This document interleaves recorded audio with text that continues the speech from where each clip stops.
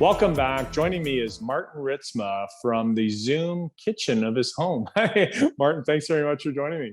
Hello, Peter, and thank you for having me up for a What's Up Stratford. As we're in the kitchen and you can see the grandchildren's artwork on the fridge. It's all here. That's great. I thought it was your artwork.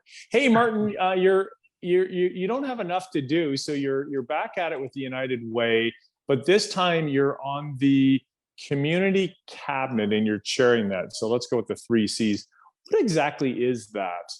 Oh, good. That's a great question. And we've evolved under the leadership of Ryan Erb that his vision was each community identifying their local need.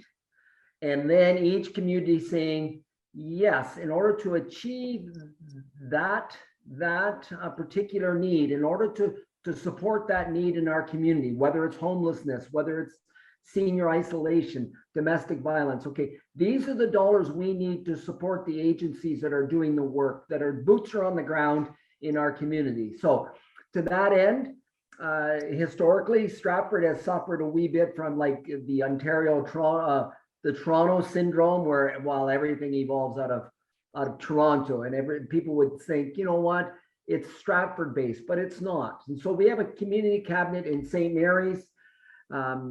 We have one in Exeter, Goderich, Wingham now this year for the first time, which is wonderful, North Perth, and Stratford has come together with its cabinet.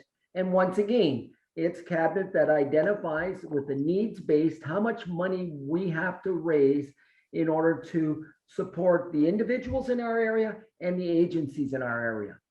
Right. What does hashtag unignorable mean to you? You're going to get me here.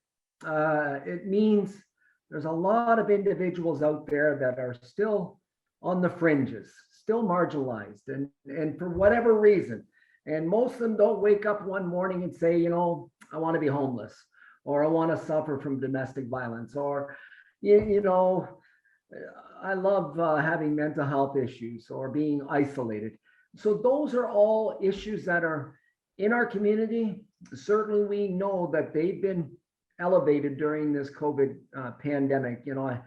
I hear numbers through the Emily Murphy Center around domestic violence, for example. It's just astronomical. And you think about those boys and girls and women that are exposed to that. And you think about homelessness, you think about how it's so tangible in our area now. It's so vivid. It's right there in front of us. It used to be a big city issue.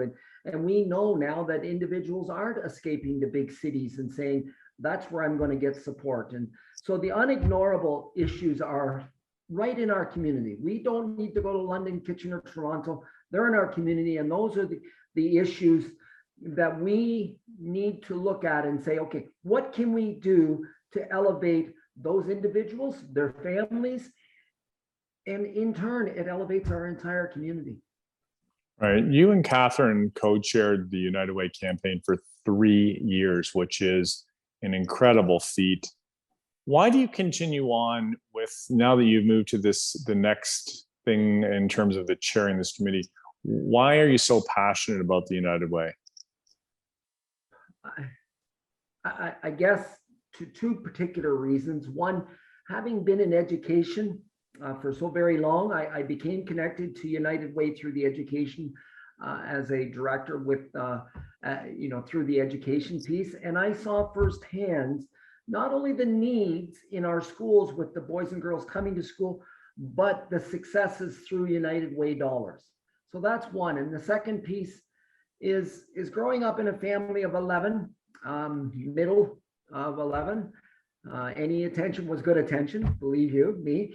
And struggling, my mom passed away at a very young age. Mom was 37, 38, and there were 11 of us. And certainly we had our challenges, and certainly those things, still resonate with me today. And my thoughts are, what can I do in order to lessen those struggles in other people's lives in our community?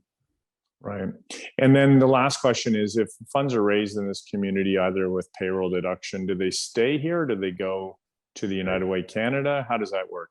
Great question. There's such an amazing love in our community, and there's such an amazing support, not only for United Way, but for so many campaigns and so many events, that yes, the money that is raised here in our local community goes to agencies and individuals, whether it's the urgent need fund, whether it's the connection center that's kind of going to be opened not too far down the road here. It stays locally to go back to and address those unignorable issues that you asked about earlier. They stay 100% in our community to support individuals that need our help.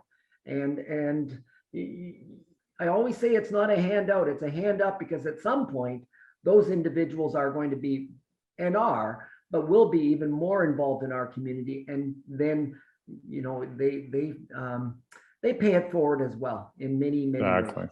Hey, Martin, thanks very much for joining me. Thanks for your leadership at the United Way. Thank you ever so much for your involvement in the community and bringing items like this and so many other things to light in Stratford. So thank you very much, Peter.